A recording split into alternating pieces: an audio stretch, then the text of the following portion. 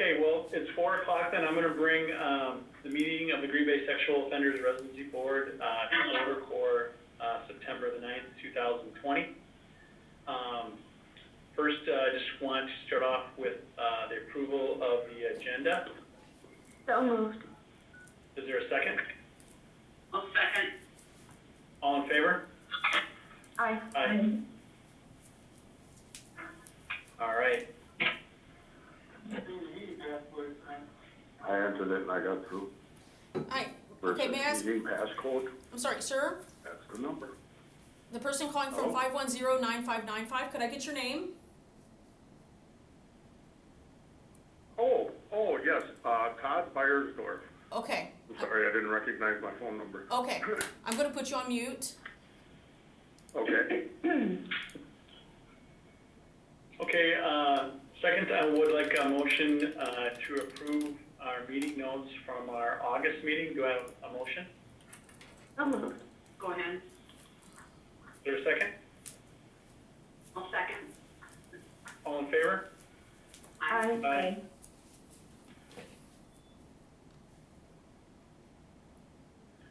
Okay, we're going to start with regular business then.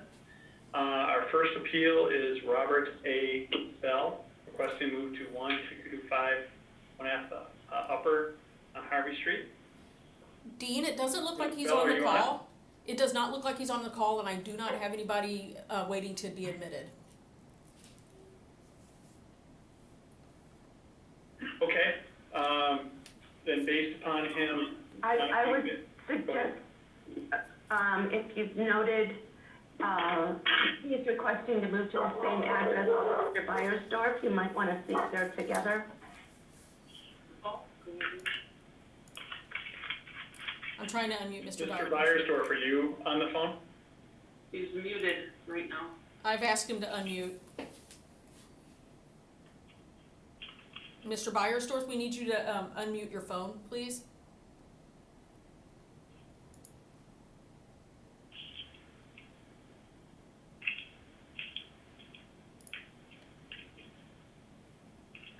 Mr. Beiersdorf, are you there? We need you to unmute your phone.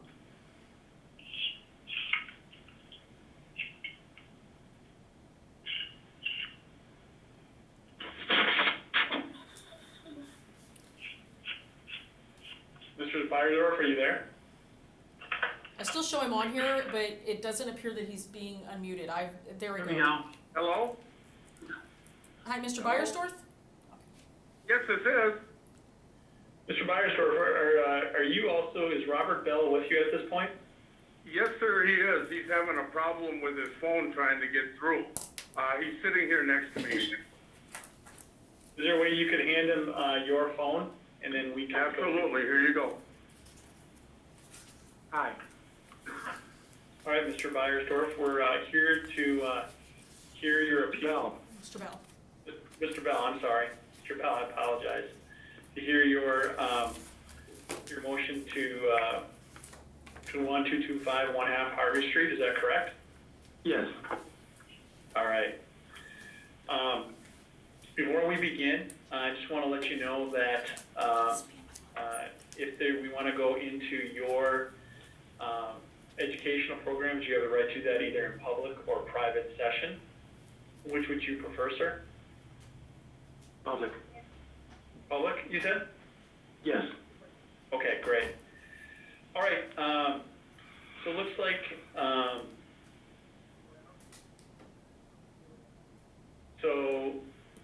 you had two different cases relating to child sexual offenses, one in 1999 and the other one in 2003, is that correct? Yes. All right.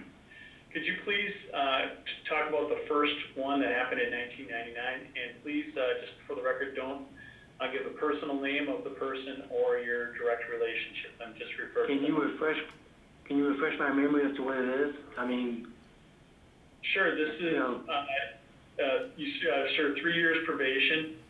You served 9 months in 1999. Cause of child to view sexual activity, just like child Can I interrupt? Can I intervene? There's more than two cases. two cases from 1999. Oh, the lascivious behavior, I believe? Is that the correct one? Well, That was loitering and prowling. That was what, sir? Loitering and prowling? loitering and prowling, Yes. there's more than two cases. There are two different jurisdictions.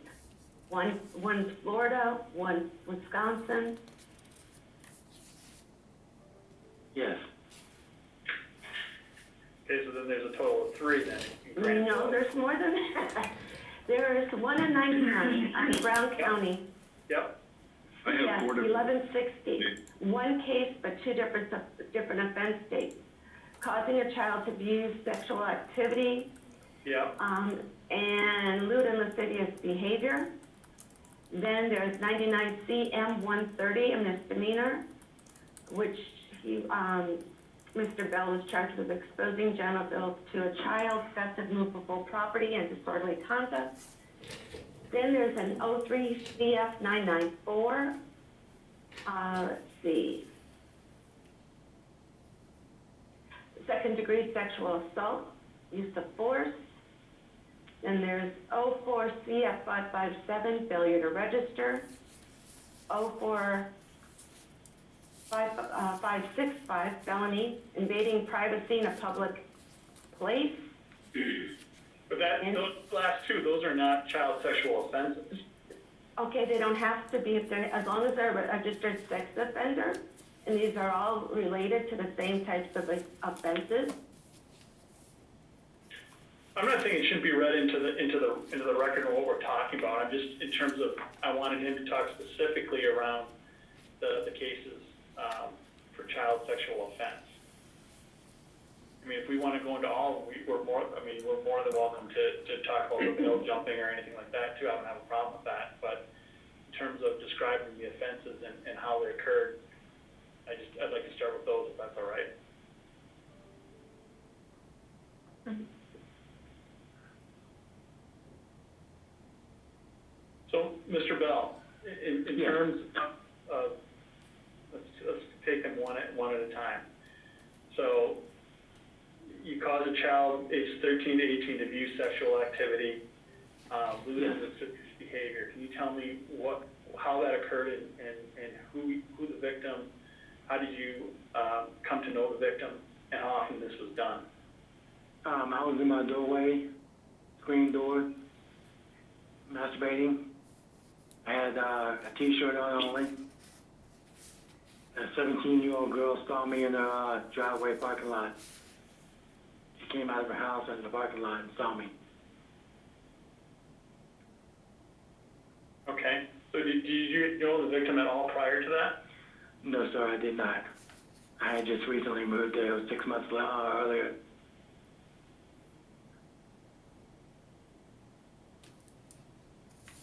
Okay.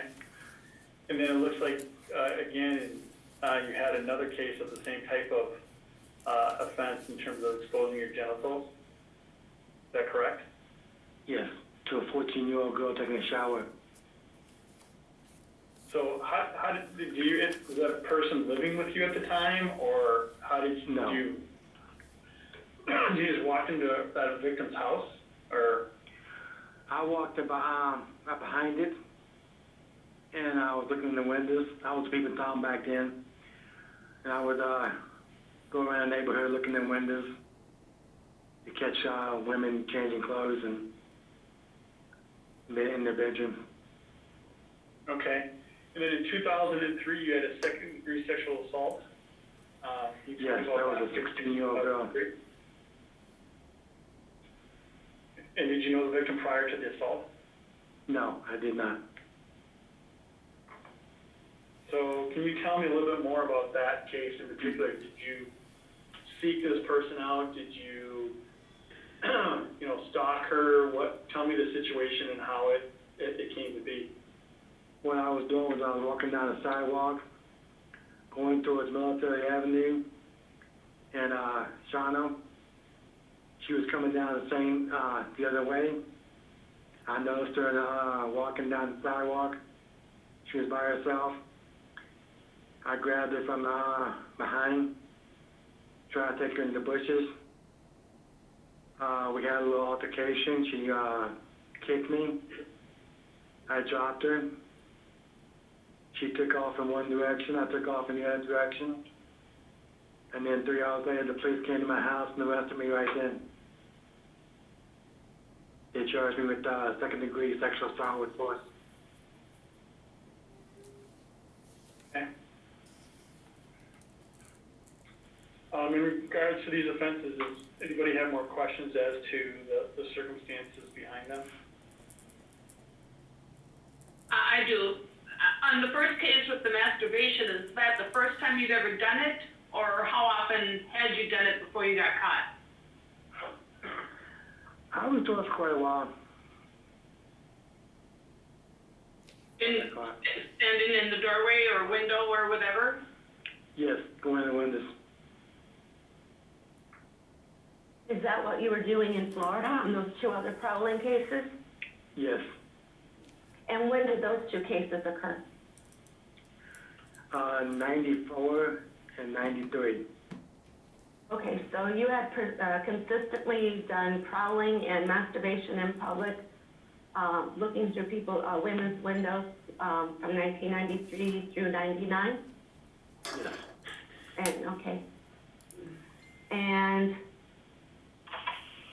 with regard to the second-degree sexual assault by force, you said that the victim was 16? Yes. Okay. And how long were you in prison? I did 9 years with 8 years supervision. I got 1 more year to go. Okay. And with going on to your failure to register? Yes, what had happened was, Go ahead. Go ahead, I'm sorry. what happened was I got the registration letter 10 days after they sent it. And they put the thing on there, and I sent it, and I followed it in. So I was up to date then. I'm sorry? What happened was it came to me 10 days after I got notification of it. Did they notify me about it? Okay, were you previously notified by your parole agent that you had to, or actually before you were released from prison, you were notified that you had to register, correct? Yes. Okay, so even though you got the letter 10 days later, you already knew you needed to register as a sex offender, correct? Yes. Okay, and going to the 2004 felony case, you pled to a misdemeanor, evading privacy in a public place. Was that, who did that involve, an adult or a child? Or do you know the age of that victim? That was an adult. I was on the back porch of our residence.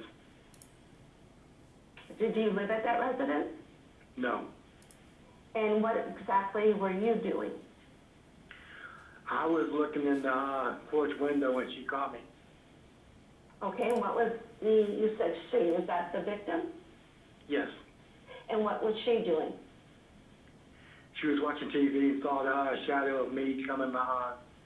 She had motion detectors in the back of the porch. She noticed me and the light came on. Okay, did you enter any part of the house or No. or building? No. She had just come out. Go ahead, I'm sorry. She had just come out and told me to get the hell off the property. She's calling the cops, and I took off. I went back to my house, waiting for the cops. Did you know her? No. Had you ever seen her before? No. Then why did you go onto her property and onto her porch? I was just being nosy and wanted to catch her changing clothes.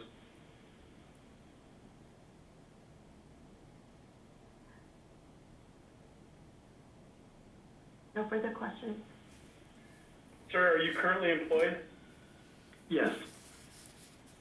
Where are you employed? Donnelly, 2660 Broadway Street. Okay. I've been there a year. All right. When did you get out of prison? 2013, July 2nd, 2013. And where have you been living since then? With friends and in my van. For the last 7 years? Yes. I lived off of Bader Street a long time ago before I went to prison. Have you always been in Green Bay? Yes.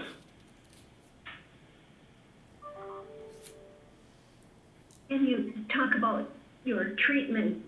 Did you have treatment in prison, and are you currently in treatment? I'm currently in treatment right now, but I did not have treatment in prison now.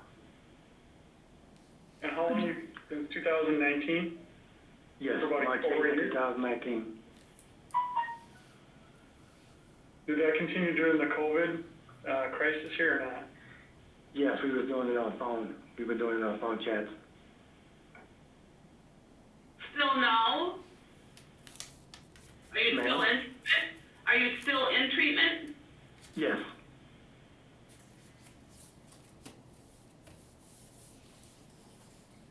Okay, do we, go ahead, I'm sorry. Why do we not have any documentation of any treatment?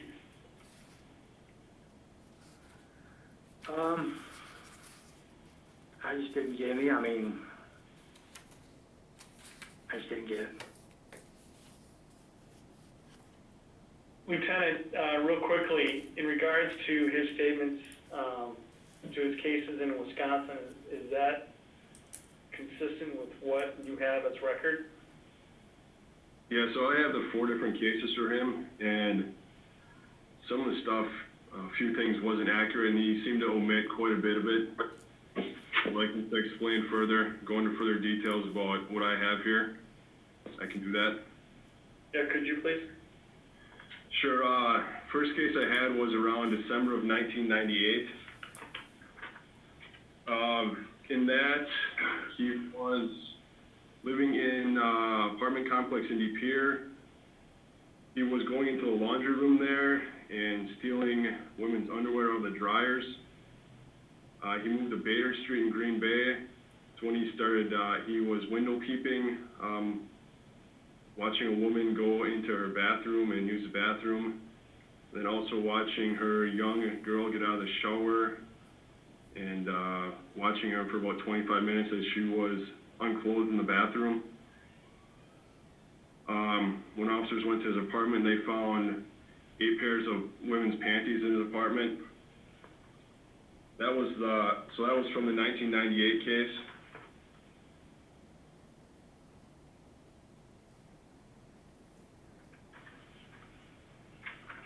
In the 1999 case, this was when he was caught masturbating outside of his apartment building. He said that he did it in front of a 16-year-old girl. He said he didn't know her, but he told the police that when he was doing it, he was thinking about the young girl in apartment 1, so he did know her when he was doing this. He was also caught masturbating in front of an adult woman at that same apartment. And then if you go to the August 8, 2003, that was the second-degree sexual assault. I think he minimized that. He, by saying he got in a tussle with this teenager in the bushes, he didn't state the fact that he had grabbed her breast during that time. In terms of that case, there was no sexual intercourse. Is that correct or not? No sexual intercourse. He grabbed her, pulled her into the bushes, and grabbed her breast. And then she was able to get away from him after that. Okay, all right. The 2004 case, what he told was accurate with that one, where he was window peeping and he was caught. So those are the 4 cases that I have with him. All right. Sir, my question for you is pretty simple. You've got a fairly long track record in relation to your sexual crimes with children. Yes. What's really changed in your life as to why you feel that, you know, we should let you in the city of Green Bay. I've come to understand that women are not objects. They are people like the rest of us. They should be treated equal, with respect. It should be consensual. And pursue it gradually. If she wants to have a relationship with you, she will. If she doesn't, then she won't. Are you on any medication in regards to your current situation or not? Yes. What are you on? I'm on risperidone for depression and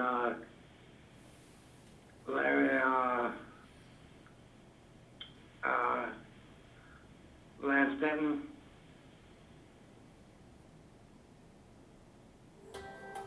What's that for? For bipolar. Okay. Just a quick question from you. Is it logical in your mind that he could be on parole this long and not find a place to live? Would the parole officer have an issue with that long a time or not, in your opinion?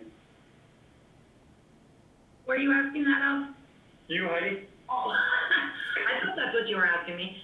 I mean, I guess I find it odd, but, if you can't find a place to live, there's tons of homeless out there. Why don't we ask Mr. Bell, did you try to find a place to live since you've been released? Yes, but I kept getting turned down. Okay. Did you have enough money saved for your deposits? Yes.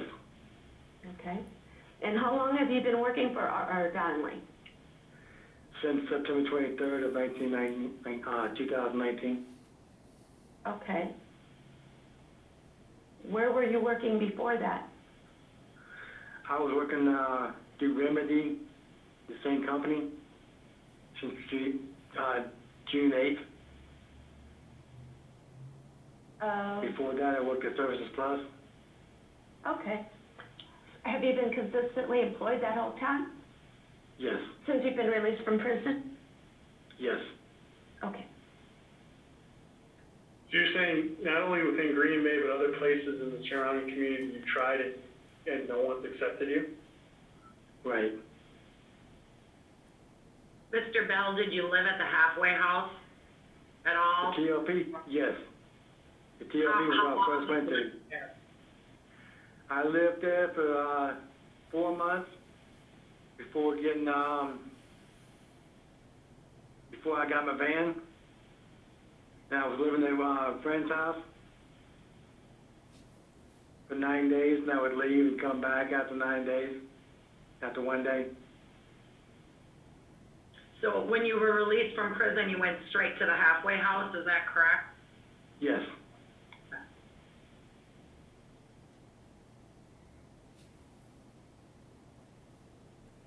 All right, is there any more direct questions any of you have of him? Where does your work send your paycheck? It sends it to the post office? You have a post office box? Okay. Yes.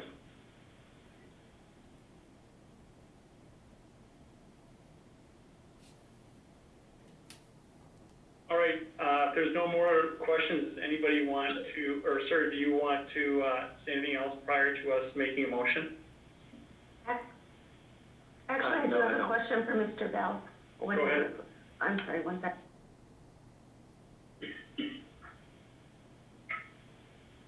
Excuse me, how long have you known Mr. Beiersdorf? I knew Mr. Beiersdorf for 2 years in prison at Oshkosh. So you knew him back, was it 2013, is that it? I'm sorry, I may have gotten Yes. it. Yeah. Yes. Okay. And have you two kept in contact this entire time? Yes. And I saw that you listed Mr. Beiersdorf as one of your support people. Yes. are you in treatment with him? No. Okay. How did it happen that you decided to possibly rent an apartment together? Because we've been good friends and, our PO think it's a good idea.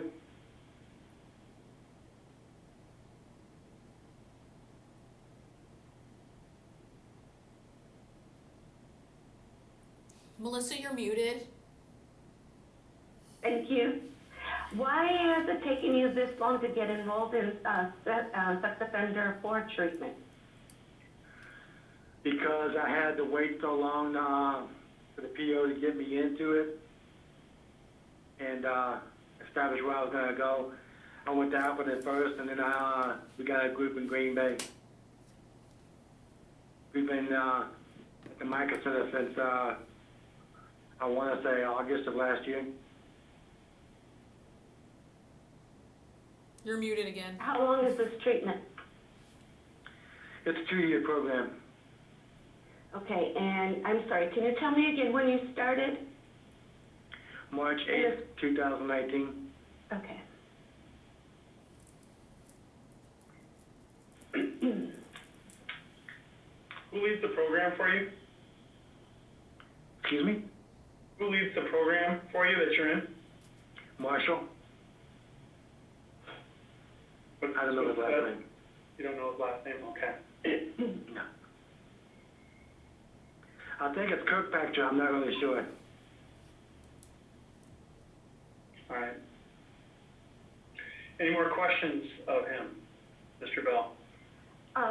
Mr. Bell, do you have any other support? You list your sister as a support person. Where does she live? She lives in Oneida, Wisconsin. Seymour. Okay. And how often do you see her? I text her every day. We talk on a regular basis. I say good morning to her. She says good morning. We say good night. I say good night. Any other program that you're involved in, or any other support group, formalized support group or organization? Circle of friends. Circle of friends? Circles of support. Circles of support. Okay. When did you start that? I've been in there a year and a half, I think. I know it's been over a year, but I got a year chip.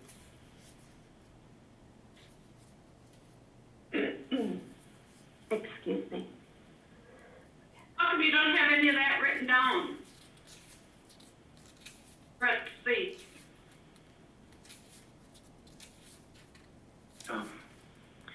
Oversight on my part. Did your parole agent or help you at all in completing the documentation for this hearing? No, I did it on my own. Okay. And is this the first time you ever requested moving into the city of Green Bay? Yes.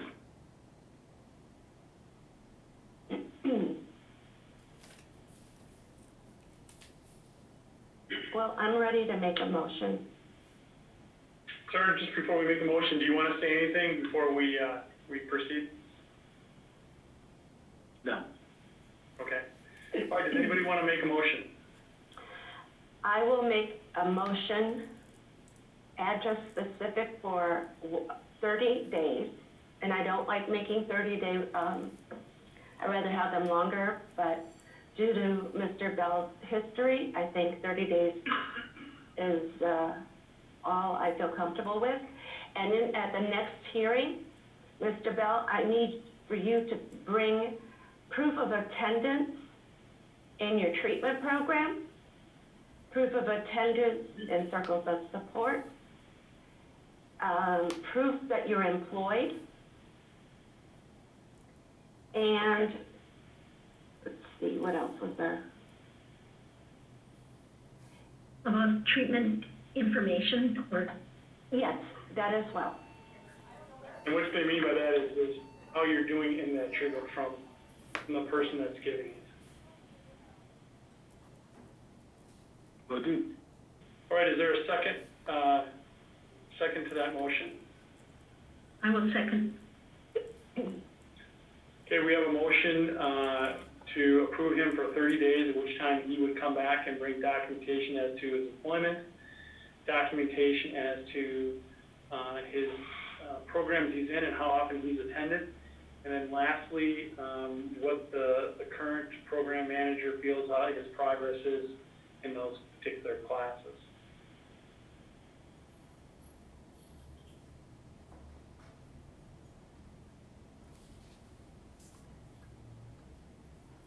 I just want to say I just got approval of the minutes popped up on my screen, not this vote. Oh, I didn't even read, I just voted. I I'm gonna cancel that vote, and I'm going to try sending it through again. Okay, thank you. Good eye, Heidi. Aye.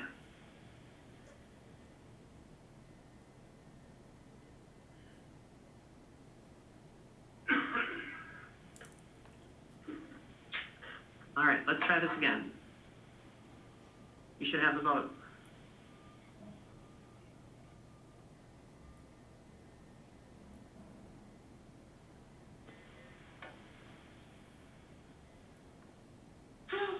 Motion fails 3-2. All right, so you have been, denied, to move to 1225 1/2 Harvey Street. It doesn't mean that you cannot, appeal this at a later date again. But at this particular time, you're not allowed to move into that particular location. I can't move in there? You cannot move in there. So it doesn't mean that in a future date, the next meeting or a future meeting, you could reapply. But at this particular time, you've been denied to move to 1225 1/2 Upper Street on Harvey Street. Okay? Okay. And Mr. Bell, if you do reapply, you would have to establish that there's a change in circumstance. So if you have documentation of proof of employment, treatment, those kinds of things that you did not include in your application this time around, we would need to see those in order to establish that change in circumstance. All right.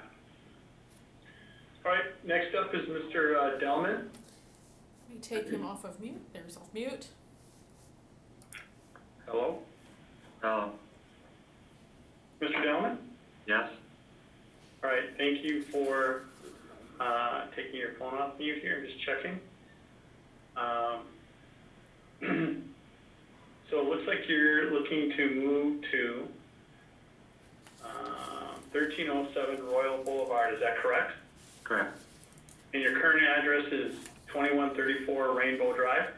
That is just my mailing address. I'm currently staying at a hotel right now. Approval of my parole agent. Okay, okay. As we go over your case again, sir, just want you to refrain from the person's name or how, if they were related to you, just refer to the person as the victim. So we do want to start off with your case here. You exposed yourself or exposed a child to harmful material. The victim was 16. Can you tell us the circumstances around this?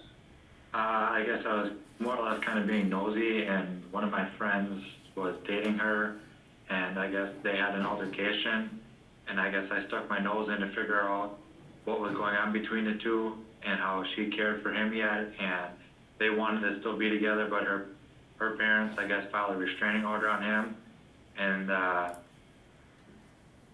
again, just kind of sticking my nose in where it shouldn't have belonged, and then I'm not really sure on how the topic got changed into turning into a sexual matter, but it just got, all of a sudden just kind of came up, and that, how it changed between me and her, where she just wanted to meet with me to be able to still talk about, I guess, what happened between them two and still be able to see him, and I have a feeling that's more or less why her parents did what they did to file the charges on me, also with the exact wordage of what I was saying to her as inappropriateness. So, sir, are you saying that you did not expose her to harmful material? In text message, yes. Some of the wordage that I did say was inappropriate, yes. But no pictures or anything like that? There was. There was pictures. So why would you, at the age of 35, send pictures to a 16-year-old girl of sexual nature? That's 24. I'm currently 27. Okay. You're right, I'm sorry. Yep. Okay, I was say I'm not that quite that old yet. Okay, 27, I apologize. So you were 27, and you were sending lewd pictures, were they of yourself or other people? Me. Is there a reason why you did that if you were trying to act as a go-between between the victim and a different person? Not really sure, to be honest. Okay. Is there any more questions as it relates to the crime that you would like to ask him?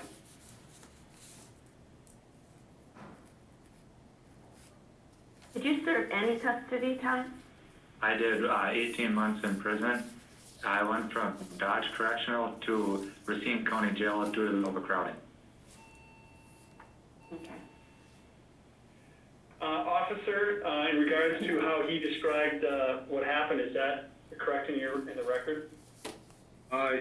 Yeah, it is up to the point where an undercover investigator, he was messaging back and forth, and he thought that was the 16-year-old. They had made plans to meet at a park and ride. The investigators went there, saw him at the park and ride.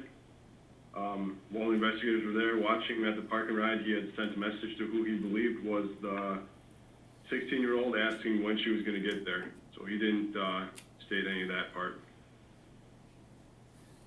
Sir, how do you reconcile with what you just told us in regards to that you were acting as a go-between between this girl and somebody else in a relationship? And it sure sounds like to me that this was kind of a trolling because they had an undercover officer involved with this. How do I reconcile the two things, what you just said and what the officer just told us? When I was going through it, I explained to the undercover that did end up taking over that the circumstances of what it involved in, and I know that it is stated in the record that there was potential contact between me and her and the other person that had a restraining order against her. That was stated in my criminal complaint. Is that accurate, officer? Or do you see that? Can you explain that again? I guess didn't understand how you explained that. When I was being interviewed, when this initially happened and after I got arrested and brought in, they were talking to me as to why this went on, and I told them I was kind of how it all started. I was kind of being the middleman between her and the other person that was having a restraining order on, that I did not know that there was a restraining order until the officer told me, and they considered it potential pressing my criminal complaint. And it also states it in all my lawyer paperwork.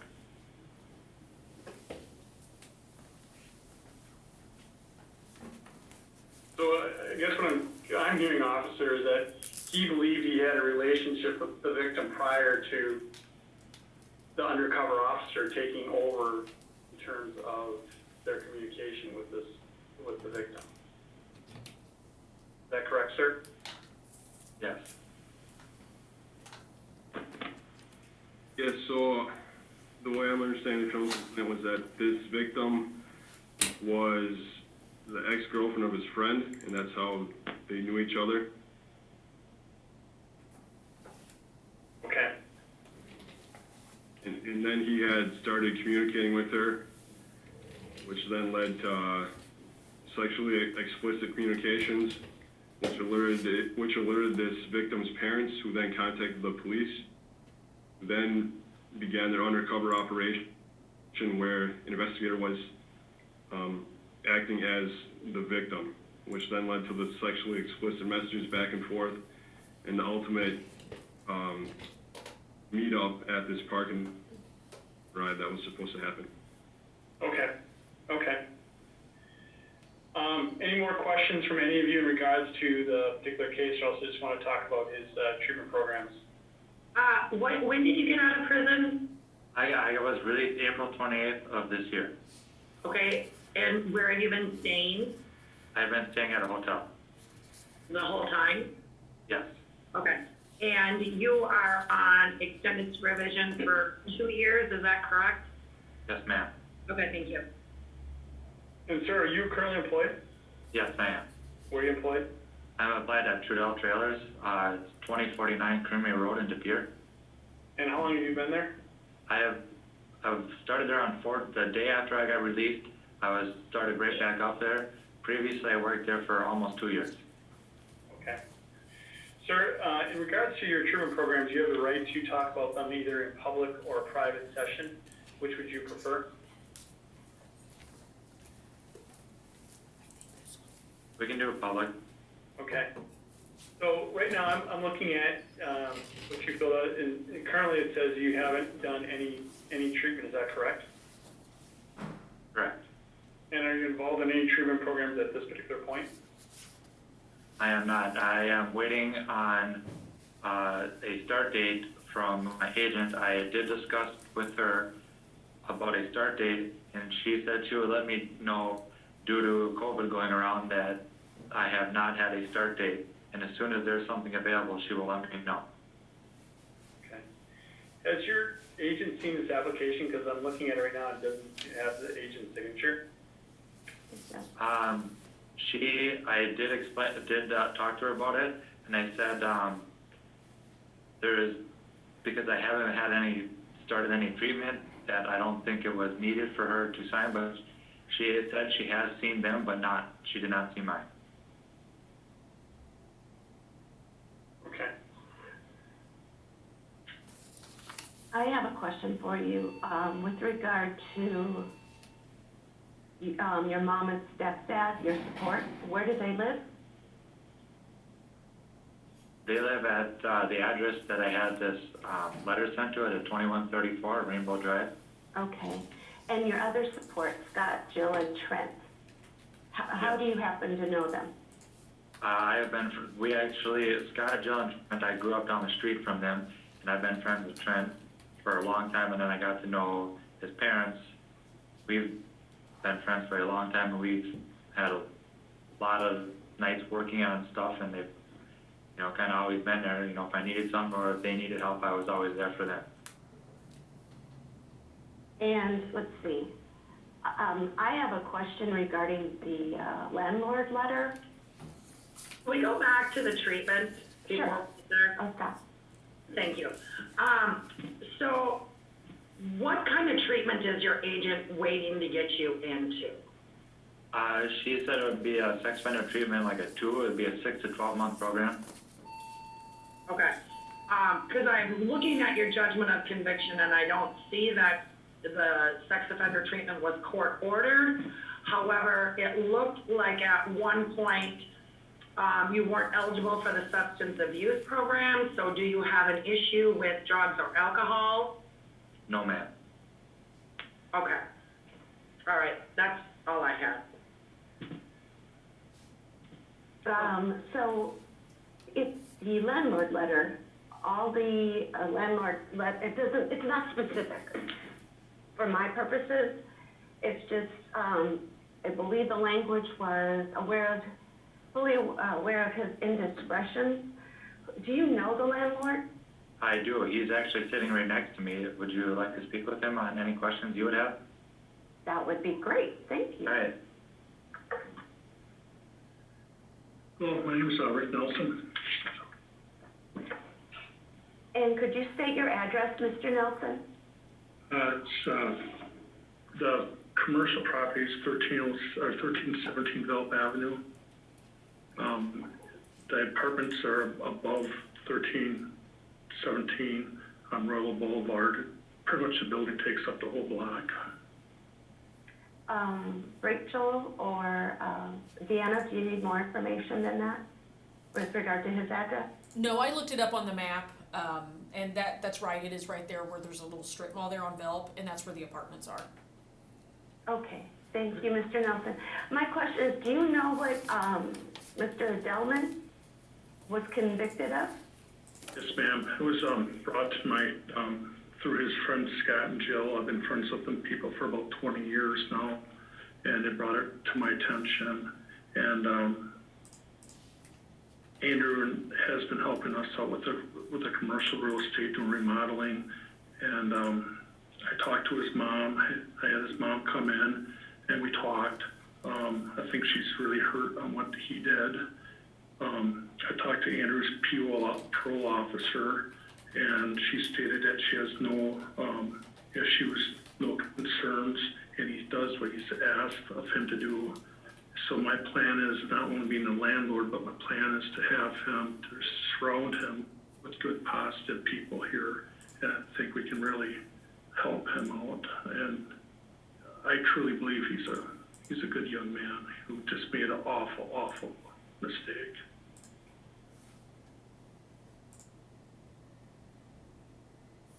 I have no further questions. Thank you, Mr. Nelson. Okay, so Mr. Delman, is there anything else you'd like to say before I ask for a motion? No, sir. All right, does anybody want to make a motion in Mr. Delman's address in terms of moving to 1317 South Avenue? I will. Me. Go ahead. I thought it was, 1307 Royal Boulevard. Oh, 1307 Royal Boulevard, you're right. I'm sorry. All right. Heidi, do you have a motion? Yeah, I'll make a motion to allow Mr. Delman to move to 1307 Royal Boulevard, address specific. Seconded. Was that Melissa seconding? Yes. Okay.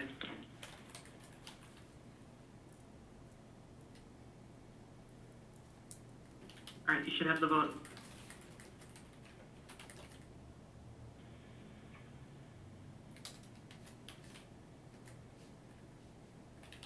Motion passes unanimously.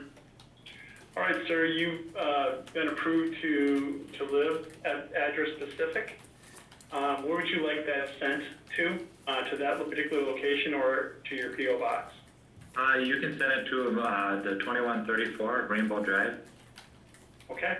That's where my mail is going right now because I still have to do the probation transfer from Ocano to Green Bay. All right. Okay, sir, thank you very much. Thank you. Next up is Mr. Richard Thomas. Dean, I don't see Mr. Thomas on the call, and I have not received any phone calls from him saying that he's having issues getting into the call. Okay. I make a motion to deny Mr. Thomas, address specific. Seconded. All in favor? Who seconded that? Melissa? Thank you.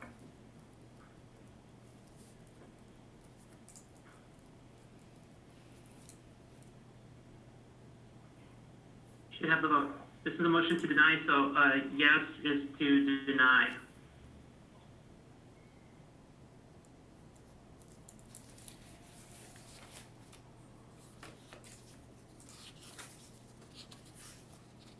Motion to deny passes 4-1. All right.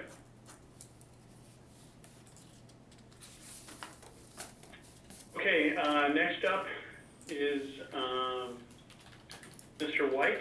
Mr. White on? He's on here as Monica. I just asked him to unmute. There he goes. Oh. All right, Mr. White, we're here to hear your appeal to move to 930 Elmore Street, is that correct? Yes. All right, quick question for you. Last time you came in front of the board, it was to move to 1620 Forest Glen Drive.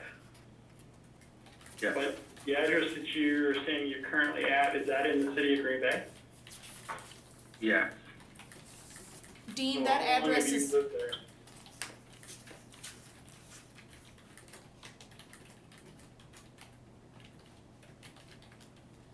at 1700 11th Avenue. Yeah. How long have you lived there, sir? 2 days. So I guess what I'm trying to get to, sir, is you were approved for a different location.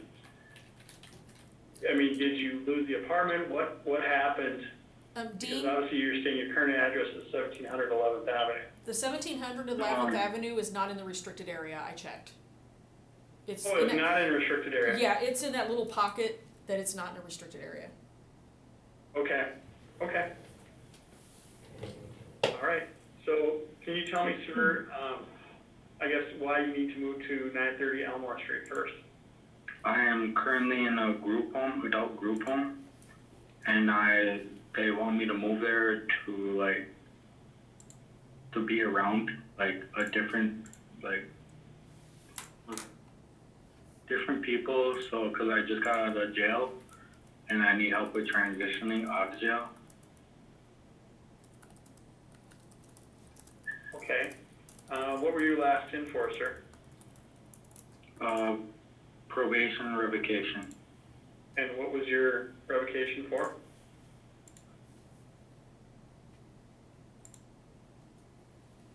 I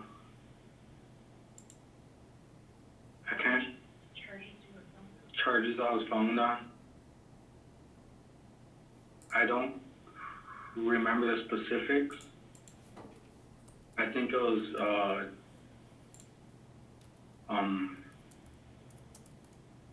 exposing genitals to a minor, and there's another one, just 2 charges. And that's why your probation was revocated? No, I revocated myself. Because you did that?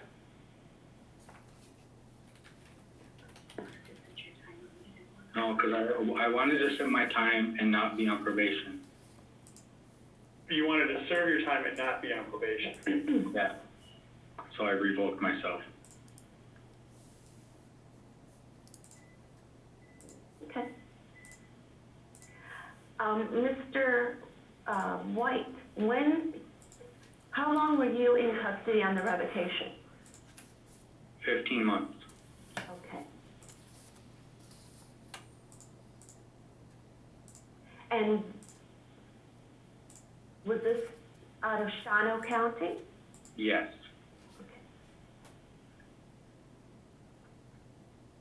How long are you expecting to stay at, the 1700 11th Avenue, Gentle Hearts? Do they have a time or? Until I get approved to move. From them? Yes. No, from you. Things of confusion, because I had it as well, is that you're living at Gentle Hearts right now, right? Yeah, Genuine Hearts. Genuine Hearts, I'm sorry. And the location on Elmore Street, is that owned by Genuine Hearts? Yes. Okay. Is that a group home? Yes. It's a On house. Elmore? Yes. Okay. So you will just be living with different group home members? Yes. Is that right? And staff members. And staff, okay. Why are you moving?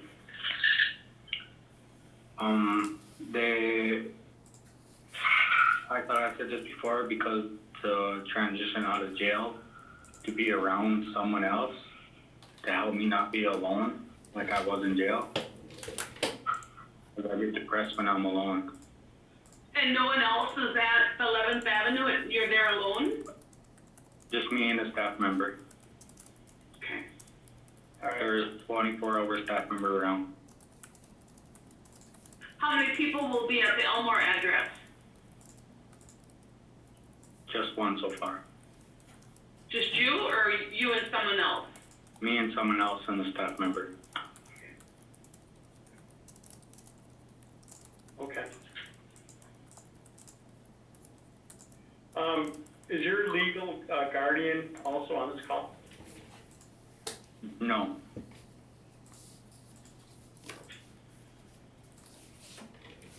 What's your relationship with your legal guardian? She is my grandmother.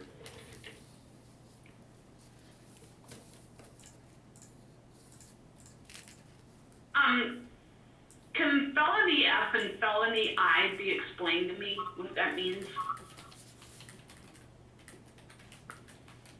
I don't really know because I have a real bad comprehension disorder with the law. I don't really know about the law very much. It's not just you. Yeah. The felony F versus felony I, it just determines what the maximum sentence is. So Class A felonies are the worst. In the state of Wisconsin, Class I felonies are the lowest severity felonies. And then below felonies are obviously misdemeanors. So, again, I guess my question is, when I look at the application again, the parole agent did not sign it. I feel better if the parole agent signed, just to know that this is, all legit in regards to the transition from one home to the other home. I was under the impression that they were not going to sign those at all. Ooh, it's nice on. Yeah, they're not signing them. Board, this is Deanna. Typically, they don't sign them. I've had several of them come back that said their PO won't sign it. I've had some come back that the PO actually took the application and didn't give it back to them.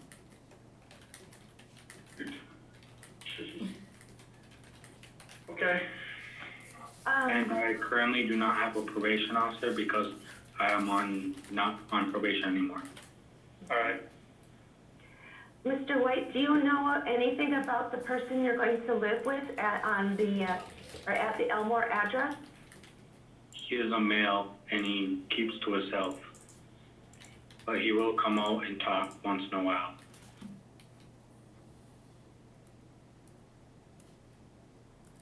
Okay.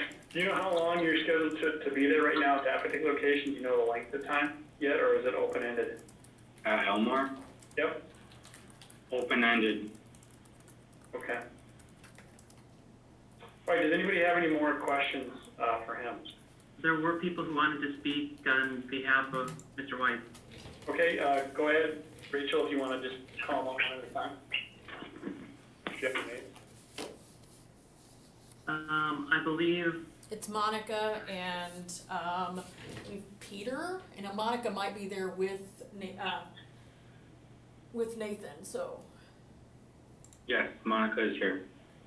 Okay, can we see Monica and she's welcome to speak?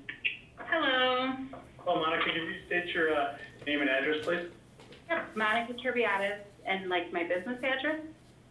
Usually we like your home address, if that's okay. Okay, that's fine. Yep, 707 Phoebe Street, Green Bay, 54303. Thank you, go ahead. So Nate is in our Genuine Hearts home. He was with us prior when he did live at 1620 Forest Glen. We had no issues with Nate. Nate is a very kind, polite young man, hard worker. He will have his 24-hour staffing around the clock for second and third shift. He'll never be left alone. We are trying to get him back to a normal routine. He will be helping our maintenance guy with Genuine Hearts every single day, Monday through Friday. He will be starting to work with him to start establishing him back to some sort of normalcy. Are you the director of the facility? Correct, I'm one of the managers. Okay, thank you. Mm-hmm. Any questions for anybody?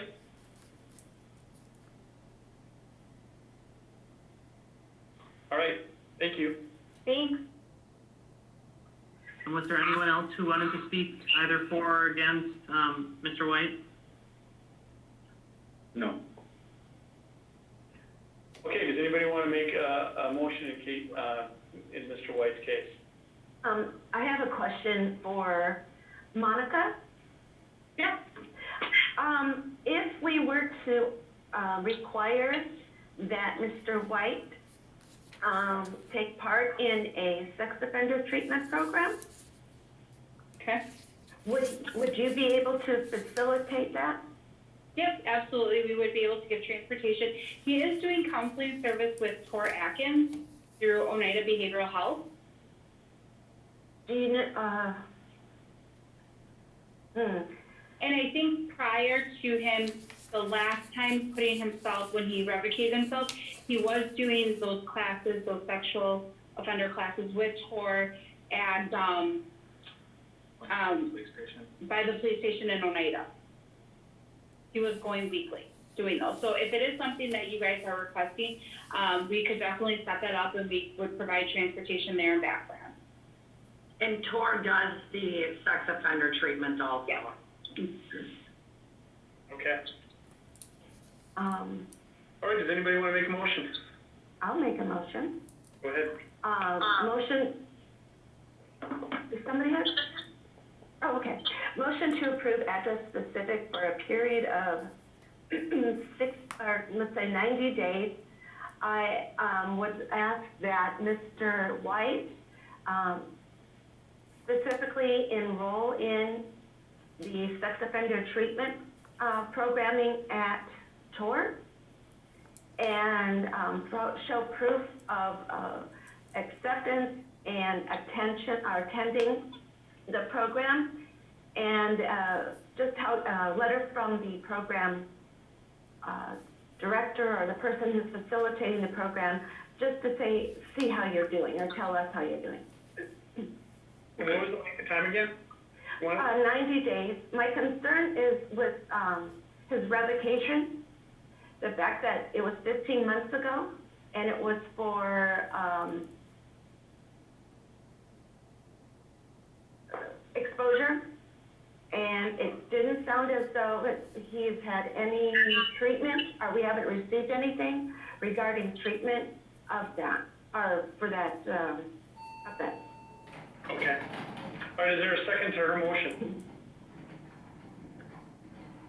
I will second. Okay, we'll go ahead and take a vote.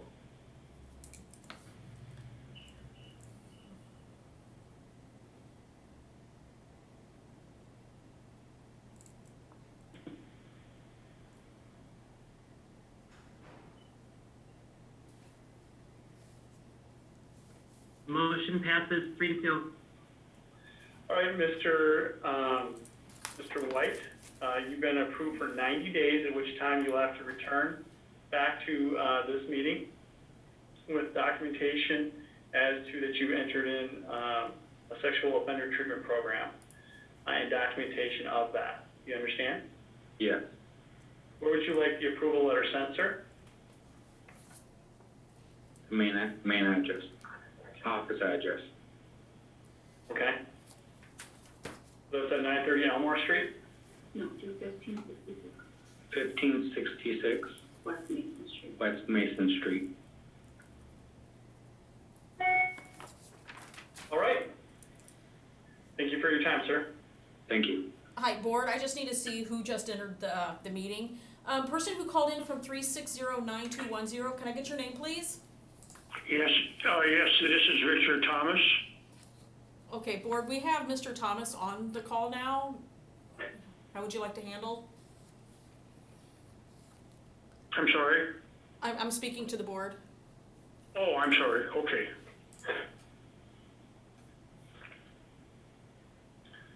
Well, sir, you weren't on the call at the time your case was called, so you were denied. Well, I stayed on the phone. There must have been some trouble because I was listening all the time for my turn. I'm very sorry, but it must have been a problem with my phone because I stayed right there. And then I heard you say that I was denied, but I don't know what was wrong. Can you still consider my case today?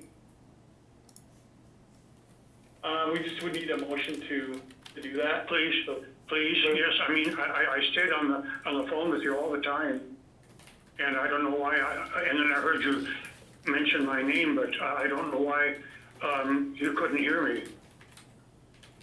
I'll make a motion. I will second.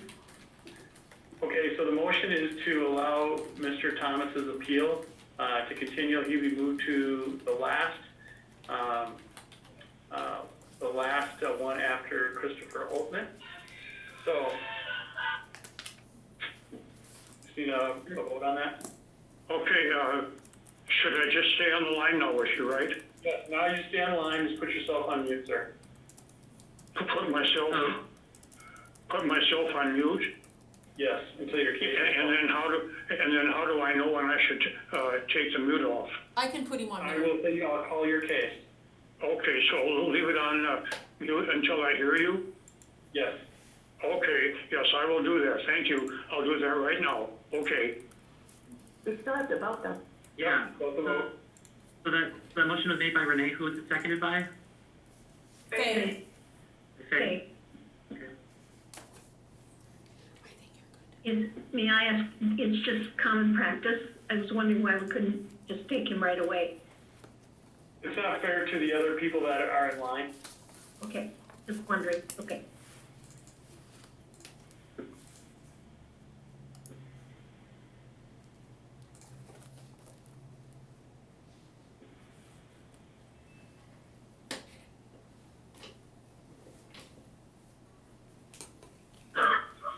So right now the vote says that we're, Yes, I'll have to change the wording of it. I don't have an automatic vote to reopen that agenda item, but that's what the motion is for, to reopen the agenda item. okay.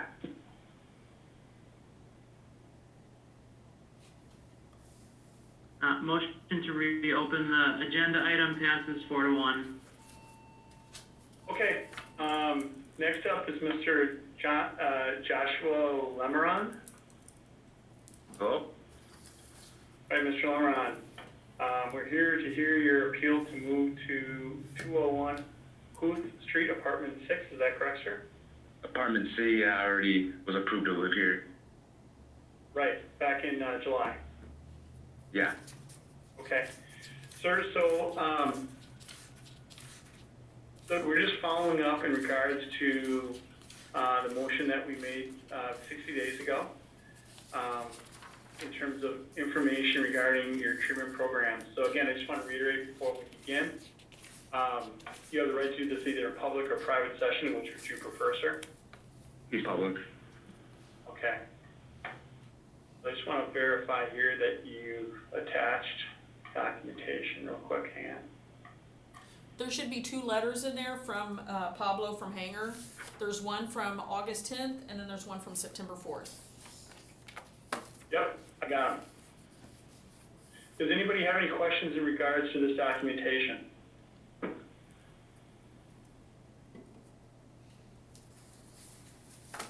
How long are your sessions?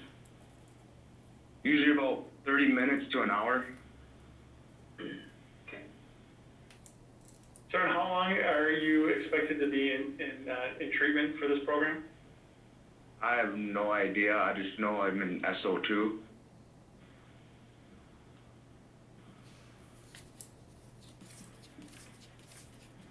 And how many sessions have you had so far? Well, 3. Can you give some examples of what, some of the assignments you've had to do with your treatment? Well, the first day we did my biography. We talked about my family history and stuff. And then one we're doing right now is distorting behavior with my case. And that's what we're working on right now.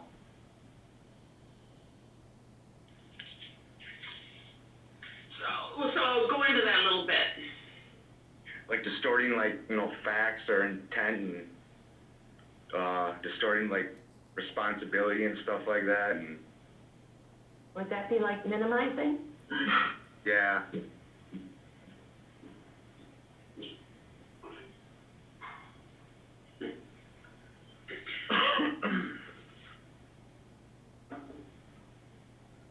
Is there anything else anybody would like to hear from him before we ask for a motion?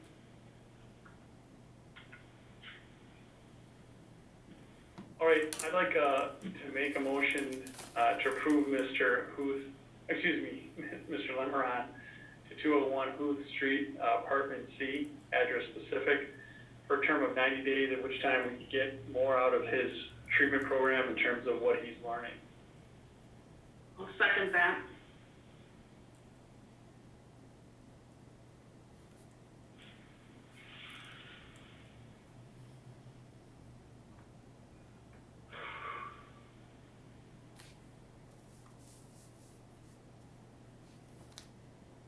Motion passes unanimously. All right, sir, you've been approved for an additional 90 days, at which time you just have to have proof back to us that you're still enrolled in the program, but we're going to ask you some more specific questions as to what you're learning in that program. So you need to be prepared for that, okay? All right, All right, we'll send the letter to the 201 Huth Street as well. all right, thank you. All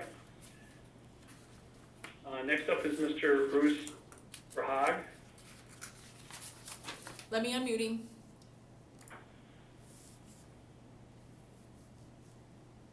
I will be right back. I have to go get a charger for my computer. I'll be listening, but I'll be right back.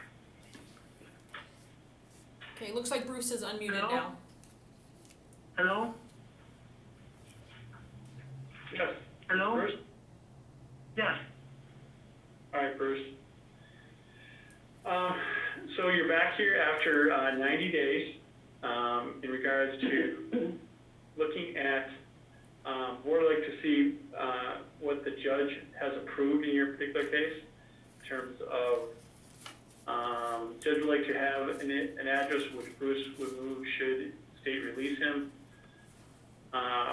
So what has the judge said in this, in regards to what we asked for here? Sir?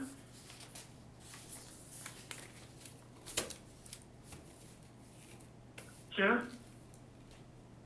Bruce, can you hear us? Yes. Yes, I can.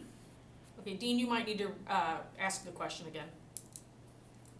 So again, in terms of the documentation that we were looking for, we wanted information as it relates to what the judge had in terms of the address specific that you were looking for. I mean, I'm reading the notes here, I wasn't at this meeting.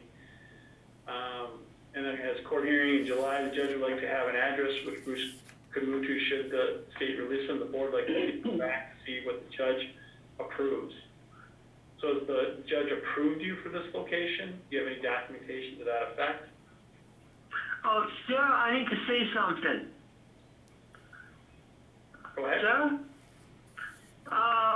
You see, it was believed by me and others that in July, it was the discharge hearing, but that was a mistake. The actual discharge hearing, I was told, is in November, I think November 30th, November 25th, I'm not clear. Board, there's some dates on the last page of his CCAP report. There's some dates on there for some court activity that's coming up. Take a look here, hang on.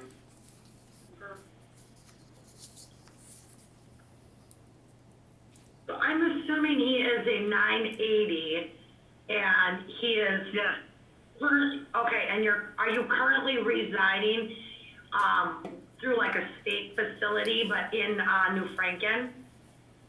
yes, I am. Okay, and you are applying to be discharged from supervision? Yeah, that would be in November. When I go to court? Okay. Let's say hypothetically, you were approved to live at the address you requested. Would you be allowed to move now, or do you have to wait until that hearing in November? Well, I have to wait until the judge says I'm discharged off of Chapter 980. Okay. So at this point, you still haven't moved into this location? No, I haven't. Do you know if this location is still available to you? Oh, yeah. My dad been wanting me to move in for quite a while. Okay, all right. Any suggestions on anybody on how we should handle this? Should we just have him come back, at our December meeting to see if it's been granted?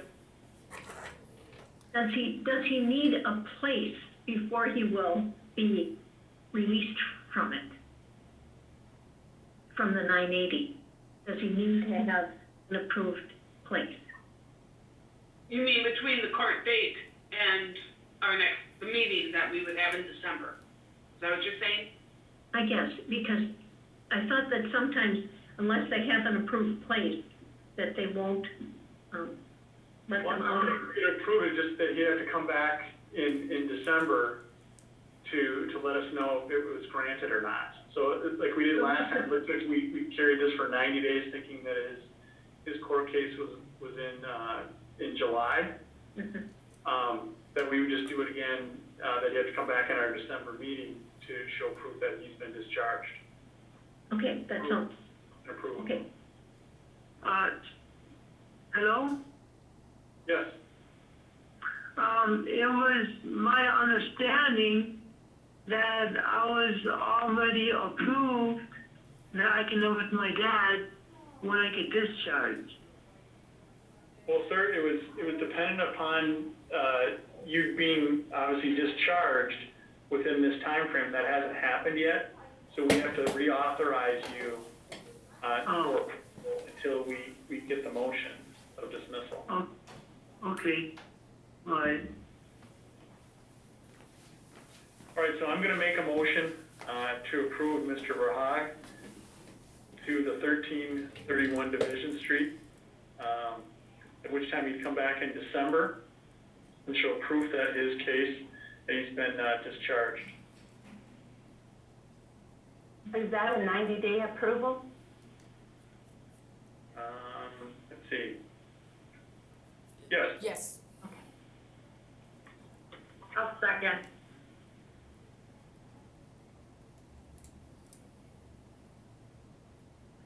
And that was address specific, correct?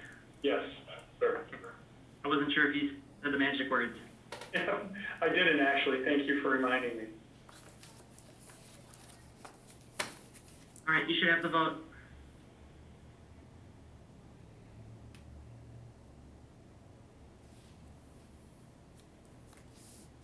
Motion passes unanimously. All right, sir, you've been approved again for address specific, which time you're going to have to come back again in 90 days and then provide us with the discharge papers, assuming your case is heard in November, okay? Okay, so question. So when I'm discharged, yeah, they might give me 5 days, 10 days to pack up. So can I just right away move in with my dad? Yes, yes. Oh, okay, great. Okay, Just thank you. come back here within, at our December meeting, which will be in the letter, and then provide us a copy of the discharge, okay? Okay, yes, I'll do that. All right, thank you. Thank you.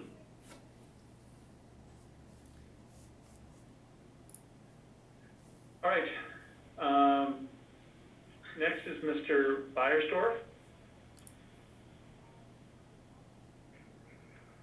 Hello? Yes, sir. Hello? You there? Can you hear me? I can. Okay, sir, it looks like you're looking to move from 516 Maple to 1225 1.5 Harvey Street, Upper. Is that correct, sir? He's muted. Get him unmuted. Oh, Hello? there, he's unmuted again. Hello? Can you hear me, sir? Yes, I can hear you. Can you hear me? Yes. Okay, good. So I just want to confirm, you're currently at 516 Maple, looking to move to 1225 1/2 Upper on the Harvey Street address? Yes, sir. All right. Sir, can you tell us, first of all, why you're looking to move? I've been out for about 5.5 years. I was working in the first year I was out, I was working at the Cheesecake Cheesecake Heaven out in Ashwaubenon. I was on my way to work. I was in a really bad car accident. I am now disabled. I have 12 screws and 2 steel rods in my spine. I'm on disability, and since I was in prison for so long, I don't have a lot of work quarters, and I only get SSI. So that's only $800 a month. So it's kind of hard to survive on that. So I want to move from a 1-bedroom to a 2-bedroom, take in a roommate to help ease some of the expense. Okay. Sir, I don't know if you know that the person that you're intending to room with was denied. Are you still going to be able to find somebody else to live with you that this apartment's going to be affordable for you? Absolutely. Okay. Is there any direct questions for him? Yes, so you move into a 2-bedroom, Yes, ma'am. and you are currently in the Maple Street address, right? Yes. Is that I'm a little confused. So you had your accident, and are you permanently disabled? Yes. Okay, but you're going to you're going to move into a 2nd story Yes. unit? Okay. Now, my question for you is this. In your paperwork, you list as your current address both the Harvey Street address and the Maple Street address. Well, Have you already moved in? no, some of my stuff is there, but this was all supposed to have taken place already, but the landlady and her husband caught the virus. So they were both in the hospital. So that delayed everything. Then her husband passed from the virus while he was in the hospital. She got out of the hospital, and everything has just been delayed because of the virus and everything else. So we're just like, what are we doing? And we haven't been able to, we're able to get all the paperwork together, get everybody on the same page so we could do this. My question is, though, it sounds as though you went ahead and got this apartment before asking permission to move. No, ma'am. What happened If your was... stuff is there, if your stuff is there already, Yes, okay. some of my stuff is there, ma'am. What happened was... Right, and you did is- that last time, because I remember specifically. No, I did not, ma'am. Last had time board when you were permission before I requesting to move from Cedar Street to Maple. Yes, I requested that through the board because that house was overrun with bed bugs. I was approved and then I moved. But you were already registered as a sex offender at the Maple Street address, or Maple Avenue address. My probation officer at the time had me notify SORP that I was moving, just like they had us do this time. If you check with SORP, this will be the listed address because they had us change it with SORP so that everybody is supposed to be on the same page.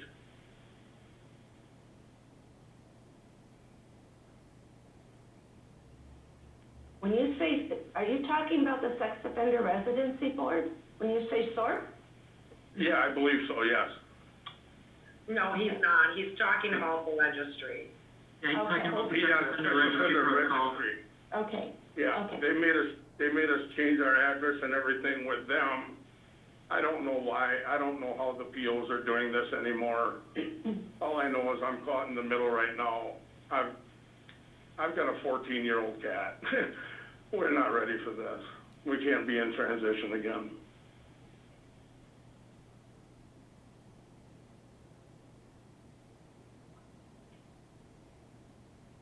I've already stated my concern, but it seems as though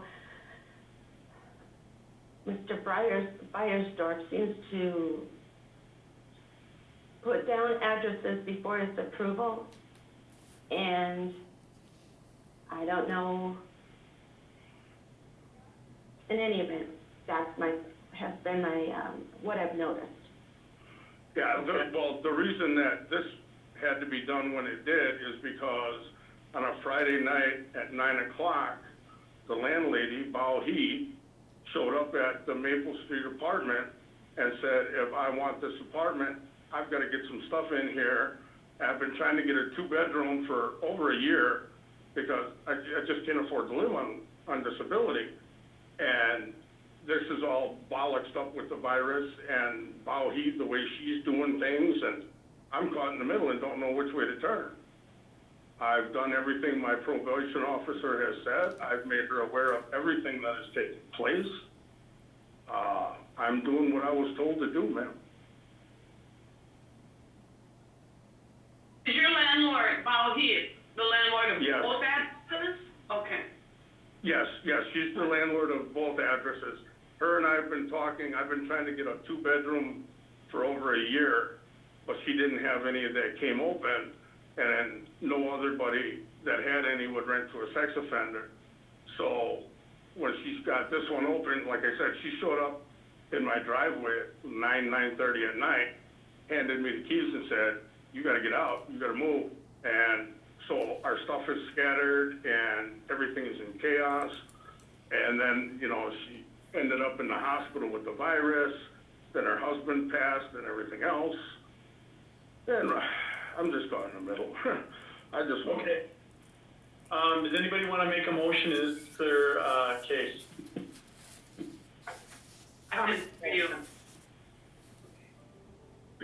I'll make a motion to approve Mr. Beiersdorf, address specific 1225 and a half Upper Harvey Street. I second.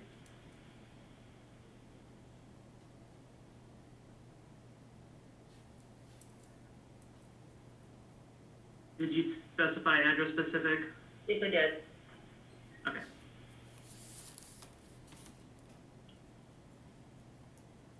All right, you should have to vote.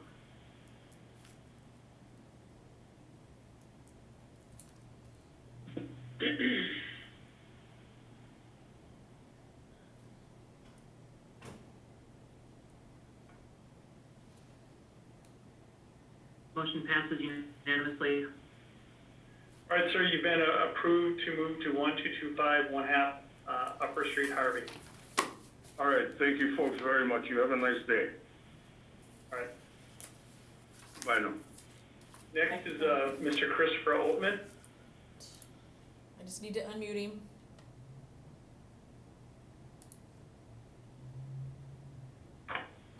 Mr. Oatman, are you there? Hello? Yep. Okay, Mr. Oatman is on. All right, thank you. So what we're looking for here is your documentation as to your progress and attendance for your treatment programs here. Mm-hmm. We are? No, he's moving to a different address. No, I'm moving in different. Oh, I thought I was looking at the last notes here. We approved them back in 2019 for. Oh, I'm sorry, I thought it was 2020, I apologize. I read it wrong. Yeah. I apologize. Okay. So, looking to move to. He changed the address. East Avenue. And you're at the TLP, sir? Yes. Okay, what precipitated you moving to the TLP? I cannot afford to be living where I was. I did not get along with the landlord. I rented from him a couple times, and I ended up going back to prison, and he kept my security, and I didn't want to move in with him this time, but I had nowhere else to go. So I had to move in with him. And I can't afford it no more, and the place that I'm moving into is cheaper, and it's got heat included and stuff, so it's not better. So, what were you revocated? In the past, yes. Okay. So, how long have you been in the TLP? I haven't been revocated since I've got it approved, though. I've been out for over 2 years now. So you're not living at the TLP right now? Yeah, I'm at the TLP now. So the TLP let you move back in? Yes. So you've been out for 2 years? I've been out for 2 years, yes, because I've had no problems staying here. Okay. It's just temporary right now until I find another place. Okay. Are you currently employed, sir? Yes. Where are you employed? Green Bay Plastics, How long have you worked there? over a year now. I had to do like 4 months with the temp service before I got hired on permanently. And then before that, I was working at Pioneer, and also I had to do like 3 months of temp service, and then I got hired on. And then I left there to get a better job at Green Bay Plastics. More money.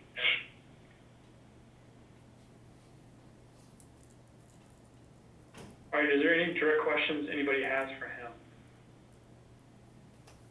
No. Anybody want to make a motion?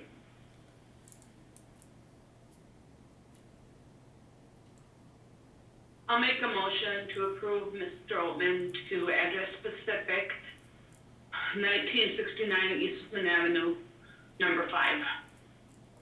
I'll second.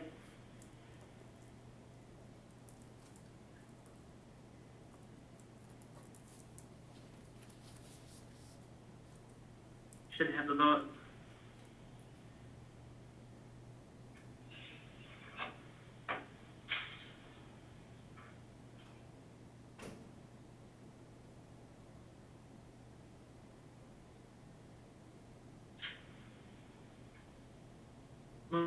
Motion passes 4-1.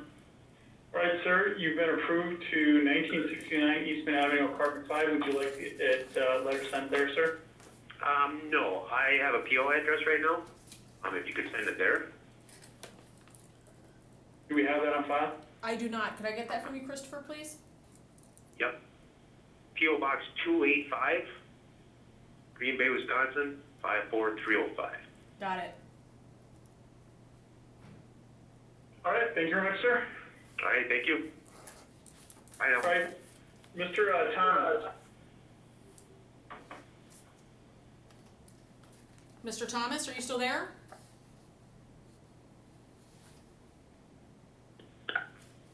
Yes, I'm here. All right, we're gonna go ahead and hear your case, sir, okay? Oh, yes, all right, yes, thank you very much. Okay. Just get back to it here real quick, I apologize. Yeah, could I just mention something to you right now? Go ahead, sir. Oh, what records you have, I believe would show that I was denied back in 2018. And at the time I was told that the reason was there hadn't been full disclosure of my case.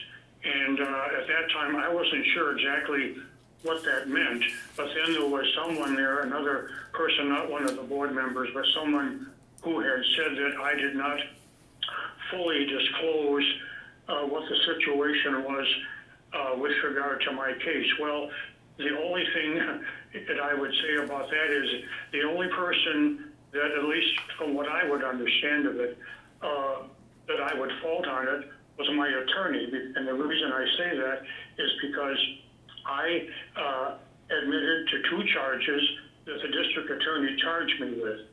There were 2 other charges that were dismissed. Well, if my attorney had told me and advised me that I thought he should have and said, no, you have to admit even to those other charges that were dropped, well, I would have, So I simply did what I thought was just in good faith, that I did admit to what I was charged with by the DA's office. So I just wanted to clarify that with you, that if I had known that I was supposed to admit to the others charges, even though they were dismissed, I certainly would have, Okay, thank you for bringing that to our attention. Mm-hmm. So the first question I have is, it says, right now you're at 119 North Monroe, is that correct? Yes, that's the Village Inn, yes, correct. Okay. All right, and how long have you been living there, sir?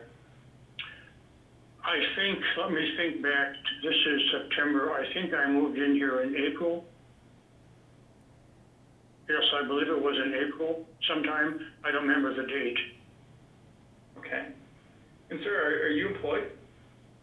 I'm sorry? Are you employed, sir? No, I'm retired. I'm gonna be 83 years old in October. Okay. So, may I ask how you're affording to live where you're currently at?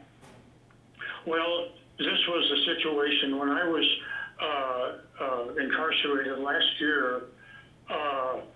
Obviously, at that time, I didn't have to pay any rent, and now the fact that I'm out.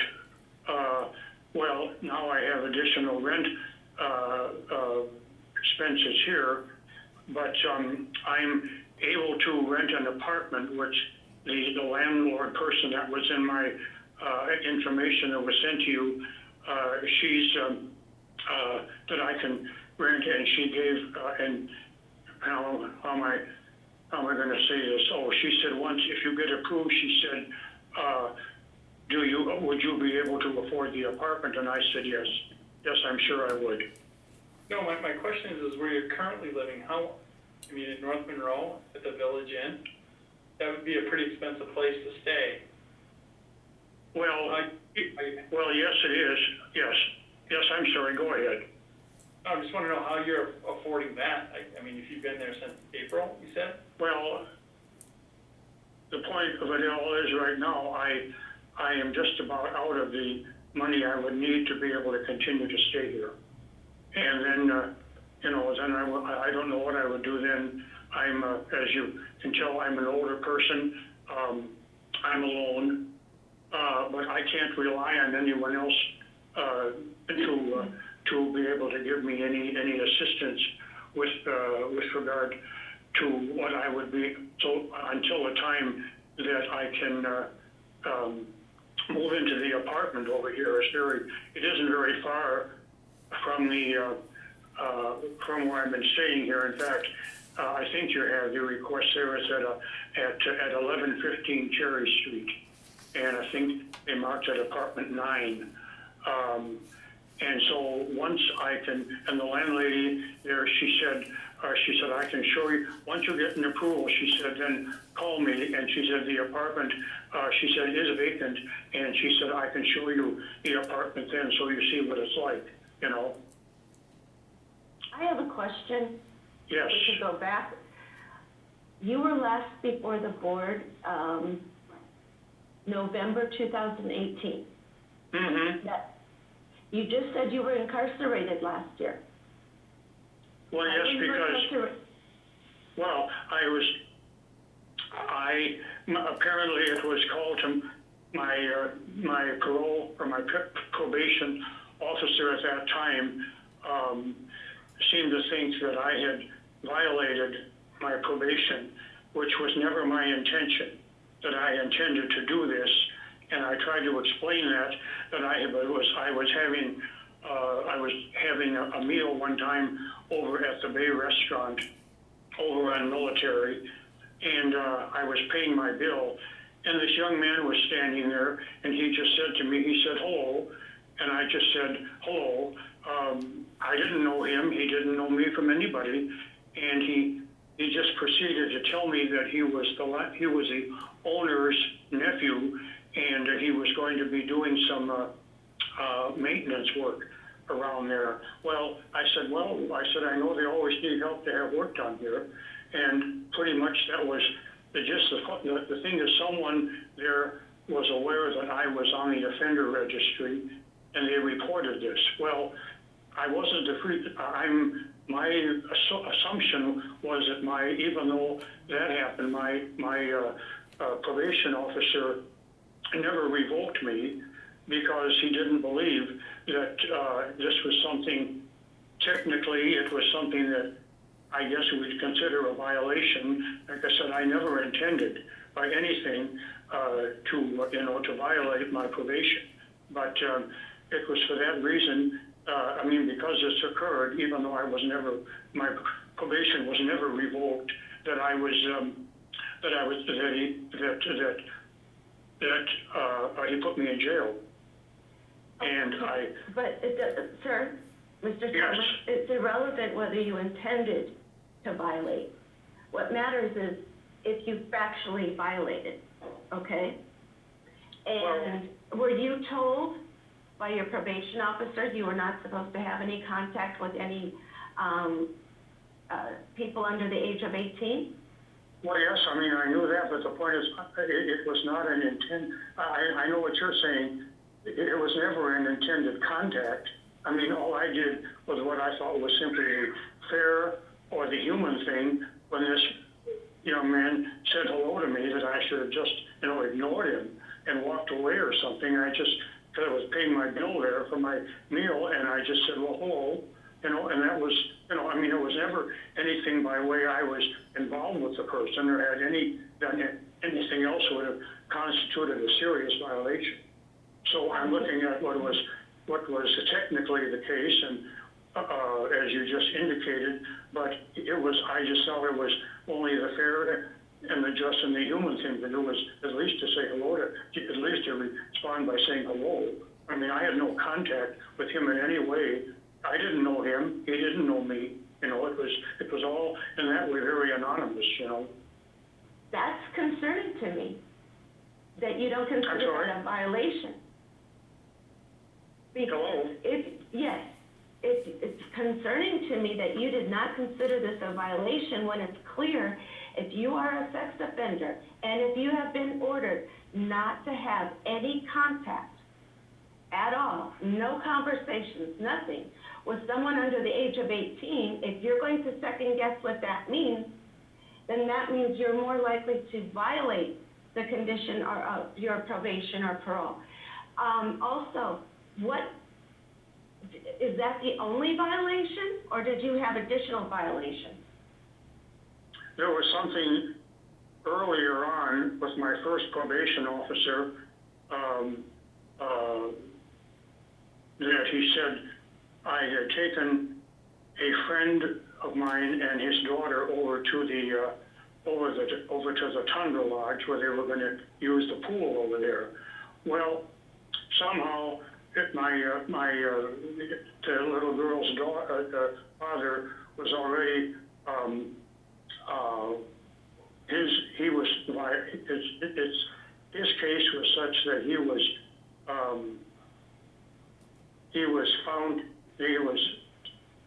was advised by somebody, I don't remember who now, that's where that he had gone to. So the police came there and they took him into custody, and the police officer said, he said, I'm not charging you with anything, but he said, I do have to take you in. Well, as it turned out, my original probation officer said to me, he said, I'm just going to call this, he said, you have the right intention, but you exercise poor judgment. So he said, I'm going to simply call this a reduced incident or something. He didn't use the word incident. He said, this is I'm just not considering this to be what you call a full-fledged violation. Okay, so why was your friend arrested? Hello? Yes, why was your friend arrested? Well, he had had an argument with his girlfriend, I guess, and it got rather heated, I guess, and so she reported it to the police. And so it was what you would consider, I guess, call a, what's the right word, a domestic disturbance that got somewhat out of hand, and that's why it was reached to the point where she called the police. And that's why he was taken into custody. And were you left alone with his daughter? No, I was never left alone with his daughter at any time. No, the police were there when he had gone down he and his daughter had gone down to swim, and I'm trying to think now how to say this. He apparently was aware that probably, he was, because apparently his girlfriend knew where he was going to go. And so that's why they came looking for him at the Tender Lodge and found him there. But I was because I already went outside with the police because I saw them out there, and I thought, I think I know maybe why the police are here. I mean, I didn't know for sure, but I just took a guess.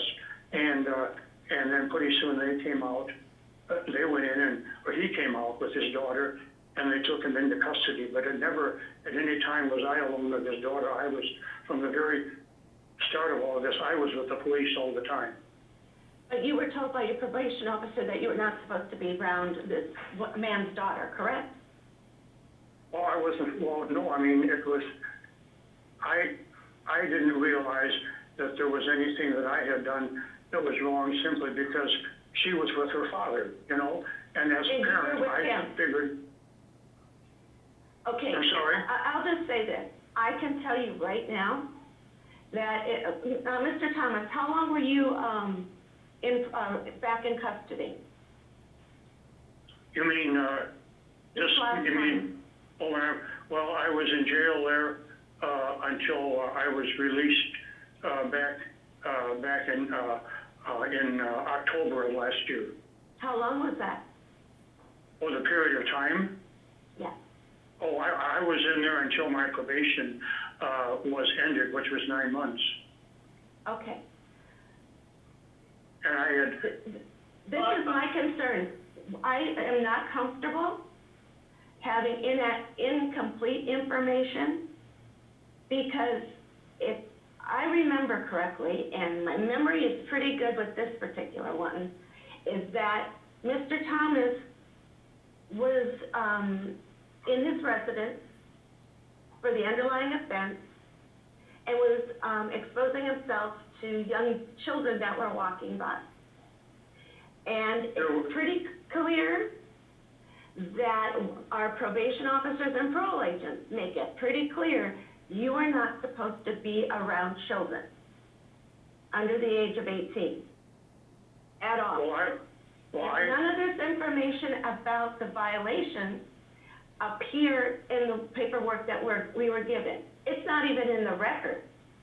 Probation should give us something that tells us what's going on or why he was violated, especially for the balance of his time. Yeah, I'm a little bit confused too, as to when he said he was revocated, but yet the probation officer said, you know, I'm not gonna revocate you for it, but then you were revocated anyway. So I'm confused as to, hey, you're not gonna be revocated, but then you spent the last 9 months in jail. So at some point, your probation officer did revocate you, and that's how you got back into jail, correct? Well, from what I had understood was that I was there for the duration, and what it turned out, I was there for the duration of my probation. Yeah, right. That's true. They revocated you. But I never offended anybody by my inappropriate behavior other than simply one person. And that was the person that I was, the reason that I was charged with indecent exposure was only one person. I never knew who the person was. It could have been anybody. It was dark outside, early in the morning, it was starting to get light, and I was in my apartment there in my bedroom, and that's when this occurred. This student was walking along on the road outside, so I never had any kind of physical or sexual contact with him at all. And I didn't even know I didn't know that he was a minor. It could have been anybody. All right. And the thing is, I admitted, to the fact that I had done this. I never denied it. And I went into treatment even before my case came to court, so that I had already started because I knew my situation with regard to, that I definitely needed help. And so I was already in treatment with my therapist. even before my case came to court, you know? All right, And I've been doing, Sir, I'm gonna ask for a motion as to, if we're gonna allow you to live at this location or not. So does anybody wanna make a motion? Motion to deny. Is there a second? A second.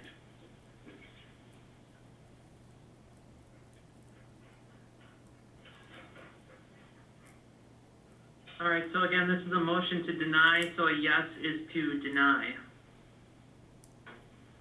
well, I don't know what I'm supposed to do now. I mean, who's gonna be, you know, this? We're taking the they vote deny- right now, sir. Sir, we're taking the vote right now. Yes.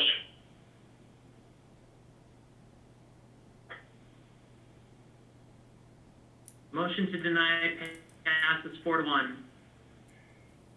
All right, sir, you've been denied, to this particular location, so you won't be able to move into, the address, that you're looking for, which is 1115 Cherry Street. Well, I don't know who's, you know, I don't want, all I can say is that, somebody is, who's gonna be responsible for me? I'm an old person, I'm alone, and that's why I think the situation, now that you've denied me a second time, even though I've been trying to do all the right things during my time, staying with my treatment and everything else, and I've been doing all the right things, never had any other charges brought against me, or anything of that nature. So I just think it's very unfortunate that somehow your motion to deny me means that in some way the board is, I mean, who's going to be responsible now for what happens to me? You know, I'm an old person, I'm alone, I would be homeless. Where am I supposed to go? What am I supposed to do? You know, I mean, I don't know what more I can do except trying to speak favorably on my behalf. You know. Well, sir, I'm not gonna personally comment as to why I voted the way I did. Anybody else can give you some feedback if they so choose to. So do any members want to give him feedback? Oh, excuse me, I understand everything that you said to me, that one or two of the members said to me with regard to my, you know, the situation that what was all required and expected of me at the time that my case was decided. I understand all of that. All I've been trying to say on my own behalf is that I certainly never did any of this in where there might have been what would constitute a violation, that I did this intentionally or actually intended to do this or purposely or anything that way. I mean, that was never my intention from any of all of this, you know. And so here I am, and what am I supposed to do for myself? I said, I'm alone, I'm an old person, partially disabled too, because of surgery and whatnot that I had. What am I supposed to do now, you know? Yep, I can't answer those questions, sir. I can just tell you the way the board voted, and so I appreciate your time. And again, doesn't preclude you from coming back at a future time if your circumstances change. But at this point, you've been denied this location. Well, at this point right now, what would be, is there some purpose or point that I could in the future make a future appeal? You can make another appeal.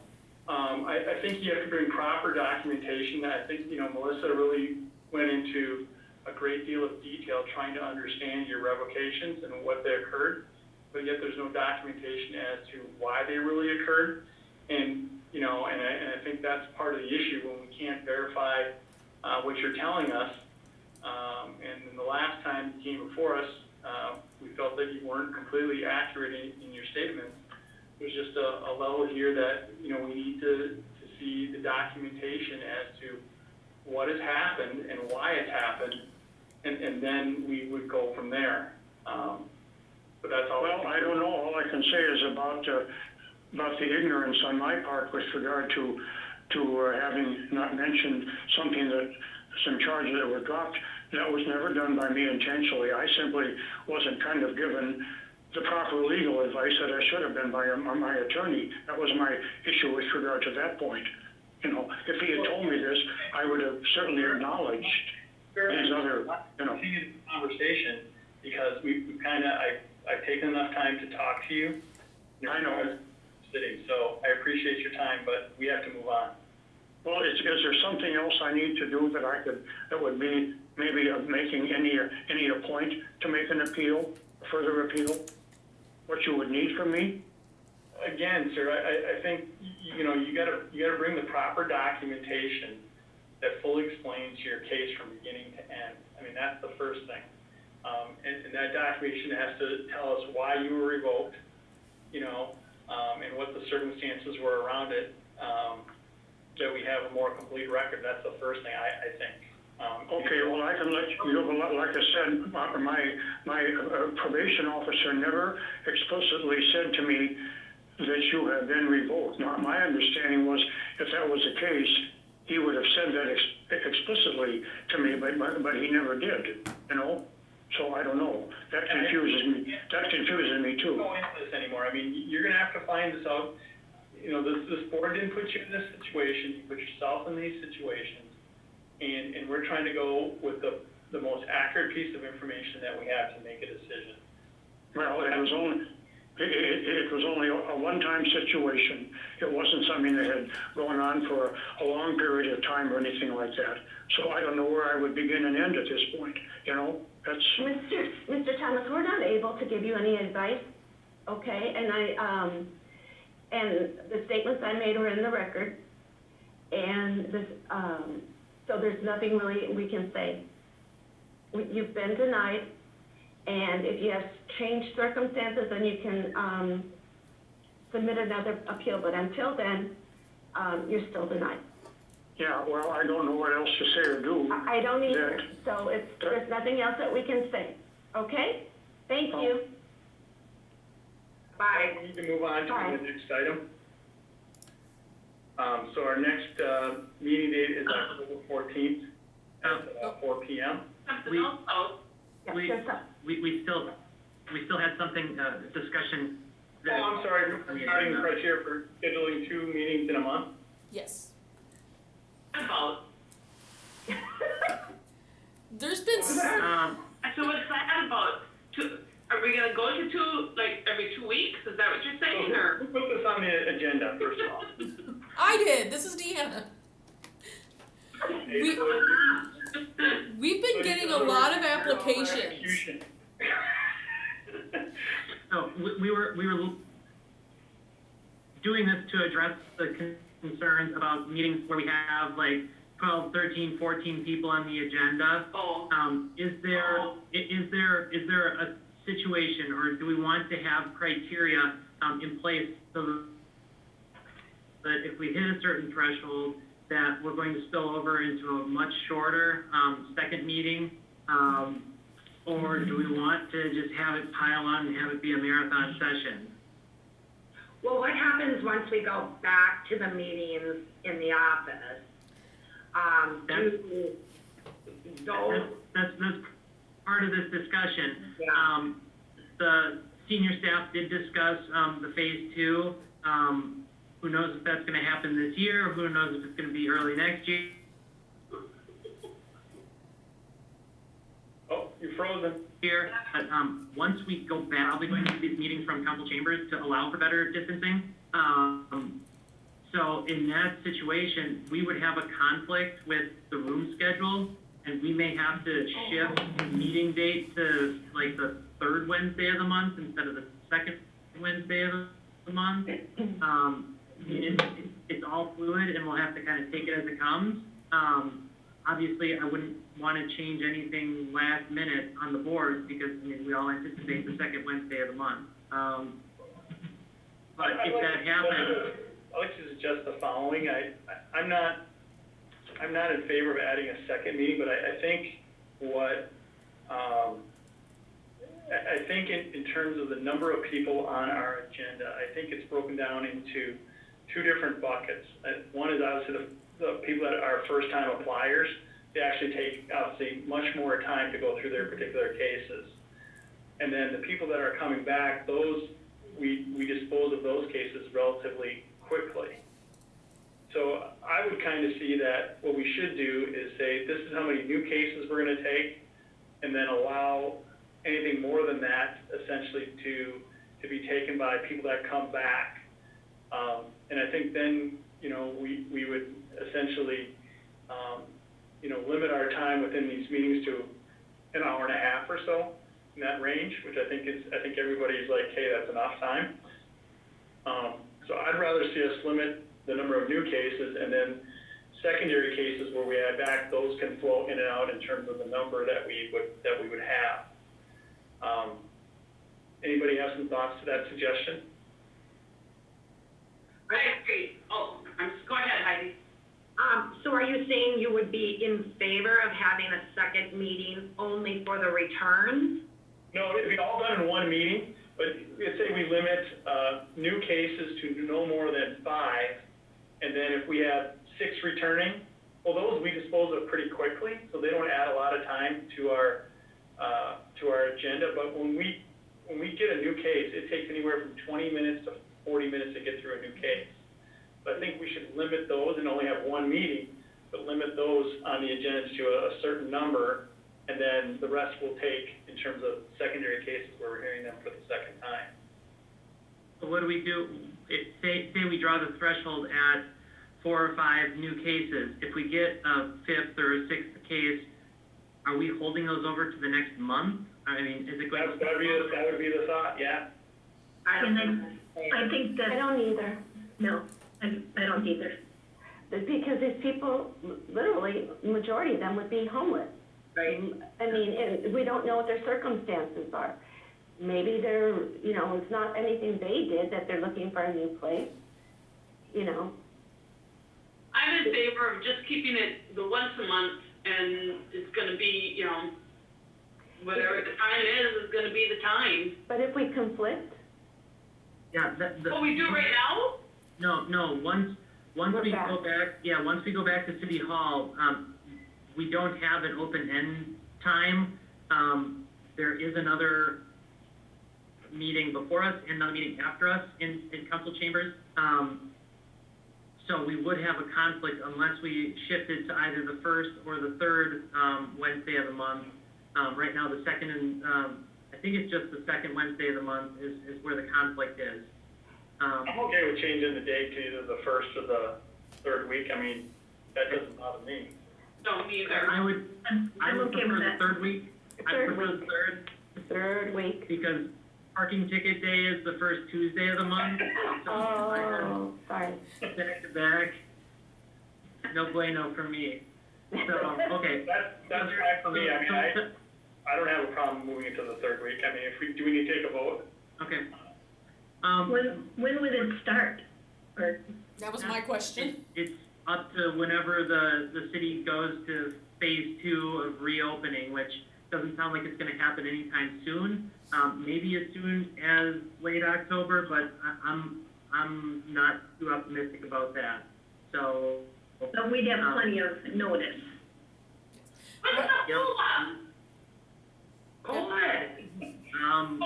Yeah, we still have. My kids are back at school. I mean, they're all back mine. at school. Catholic Mine school, is private are all back at school. Yeah, my kids are still at virtual school. Me too. We have record numbers of new cases, so until that cools down, here we are. Well, I'll tell you what, why don't we just take a vote?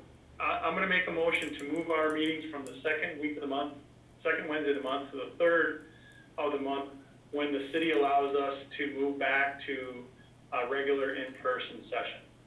I second that. Okay. Discussion. Question for you. Do you want to wait until that actually, we have notice of that? In the off chance that maybe somebody, I mean, we don't know when that is. But it could happen also very fast. It could be like, ooh, tomorrow, or, you know. Not with our numbers over 10%. No, but I'm saying, even if it's next year, when it does happen, there might not be the notice time to change it from the second to the third. So if we have it in place, then all we have to do is get an email that says it's not the second, it's the third. I think that the other thing that we could do is, even while we're doing them via Zoom, we could just say, like, effective November meeting, we'd go to the third Wednesday of the month. And then whenever we do roll back, we're already changed. I mean, I think that's a great idea. Yeah, I'm fine about that. So why don't we say, we're gonna move our meetings, starting in October from the 14th to the 21st, the third, Wednesday of the month. okay, so motion by Dean. Renee, you still second that? Yes, I will. All right. State it one more time. So it's gonna start next month? November. No, I heard October. October. Oh, I thought it was November. I think, I thought it was November too. I thought I heard October. Okay, he said October. I said October. Please, Ms. Fay is correct. Maybe just restate it and then we'll know. Okay, I'm making a motion to move our meetings from the second Wednesday of the month to the third Wednesday of the month, starting in October. So our next meeting would be October the 21st, Time? 4 o'clock. all right. I'm gonna put this through as approve. Yes, fine.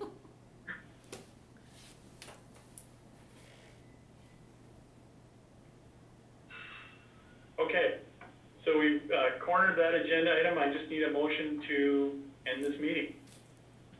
Oh, hold on, I've got the vote for changing it to the third Wednesday. I thought you were just gonna say everybody approved it. Okay, I can do that. I voted already. All right. I'm sorry, I mean, if somebody wants to agree with that. No, that's fine. If, I mean, nobody has any objection, so I can just mark it, everyone voted yes. All right, now everyone's favorite time of the meeting. Cal, motion to adjourn. I'll second. Aye. Melissa, Renee, yeah, we can voice vote this. Aye. I Anyone opposed? All right. We are adjourned. All right, thank you, everybody. Thank you. Bye. Bye. Bye. Thank you.